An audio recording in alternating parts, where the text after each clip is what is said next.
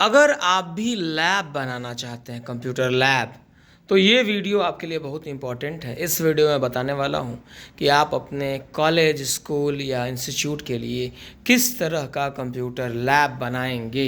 ये देख रहे हैं मेरे सामने एक लैब है। इस लैब में आप देख रहे होंगे इसका स्ट्रक्चर। ये दो तरह के लैब मैं दिखा रहा हूँ, एक ही साथ दो तरह के लैब की सेटिंग है। यहाँ पे आप पहला सेटिंग देख लीजिए, अब दूसरा सेटिंग यहाँ पे ये देख रहे हैं। तो पहले सेटिंग में मैंने क्या दिखाया आपको, पहले सेटिंग में आप देखेंगे तो एक सीपीयू है, बाकी कहीं सीपीयू नहीं है। पहले में देख लीजिए एक सीपीयू है और कहीं सीपीयू नहीं है, इसको मैं बाद में डिस्क्राइब करूँगा। पहले यहाँ पे देखेंगे तो ये है यहाँ पे इंडिविजुअल, एक मॉनिटर इसके साथ एक सीपीयू, एक मॉनिटर इसके साथ एक सीपीयू। देखिए ये है इंडिविजुअल कंप्यूटर है। इंडिविजुअल यानी कि हर एक कंप्यूटर यानी कि मॉनिटर के साथ एक सीपीयू है। ये जो है ना बहुत ही अच्छा सिस्टम है। अच्छा सिस्टम इसलिए है कि अगर एक ख़राब हो रहा है तो एक ही ख़राब होगा, दूसरा ख़राब नहीं होगा। एक ख़राब हो रहा है तो एक ही ख़राब होगा, दूसरा ख़राब नहीं होगा। लेकिन अगर मैं इसकी बात करूँ ना तो यहाँ पे एक ख़राब होगा, सारा ख़राब हो जाएगा। तो बस ये डिमेरिट है। लेकिन फ़ायदे क्या हैं, बहुत इंपॉर्टेंट है, उसके बारे में जाना। लेकिन इसको बता दूँ मैं, यहाँ पे देखिए ये एक सिस्टम के लिए एक सीपीयू है। ये जो है ना स्पीड के मामले में काफ़ी बेस्ट है, स्पीड के मामले में काफ़ी बेस्ट है। इनमें स्पीड भी बढ़िया आती है और एक ही ख़राब होता है एक बार में। ये बेटर में आते हैं लेकिन लाइट बहुत ज़्यादा लेते हैं, लाइट कंजम्पशन बहुत ज़्यादा होता है। ये 60 वाट और ये मिनिमम 40 वाट, 100 वाट पर कंप्यूटर, यानी 10 लगा दिए ना तो 1000 वाट आपका लगने लगेगा। यानी इन्वर्टर से चलना तो मुश्किल हो जाएगा, बड़ा सेटअप लगाना पड़ेगा। यहाँ पे देख रहे हैं, यहाँ पे एक मॉनिटर, नो सीपीयू यहाँ पे देखिए चल रहा है, बिना सीपीयू के ही चल रहा है।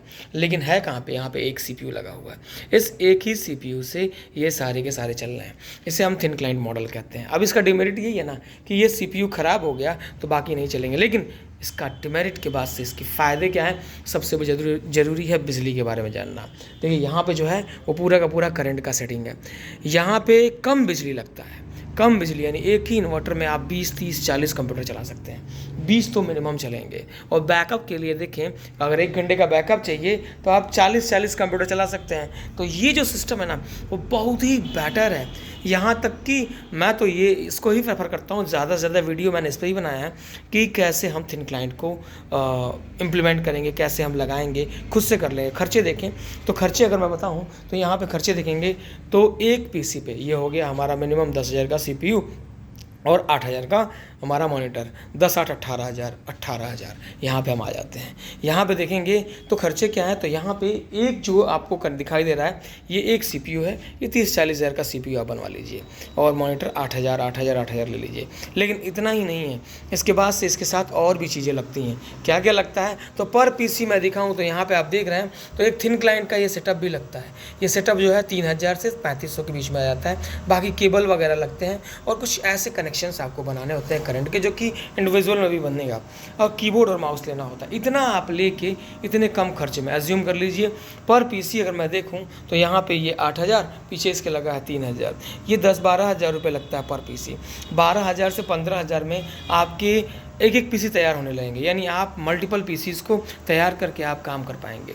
तो आप इस्तेमाल कर सकते हैं थिन क्लाइंट का बाकी केबल कनेक्शन करें और चलाएं थिन क्लाइंट। वरना मेरे साथ अगले वीडियो के लिए मैं हूं दुर्गेश सर, मैं बता रहा हूं थिन क्लाइंट कैसे लैब बनाएंगे। Thanks for watching, bye bye.